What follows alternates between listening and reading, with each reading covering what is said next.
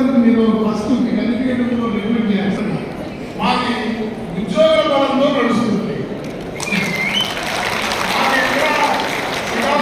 చెక్కుల వరకు ఎక్కడ భవనం లేదు, ఆదాయం లేదు.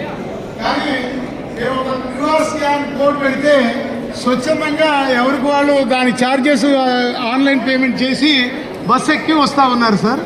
సో మాకు మీటింగ్ అంటే 10,000 మంది హీనపక్షం, ఇక ఇంత తక్కువ కూడా 10,000 మంది వస్తారు. ఇప్పుడు 10,000 మందిని అకామిడేట్ చేసే హాలు విజయవాడలో లేదు.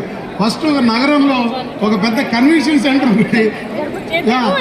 ఢిల్లీలో కేసులో ఆంధ్ర భవనం ఆంధ్ర ఏమో ఏదో పెట్టి ఒకటి ఏర్పాటు చేయాలండి.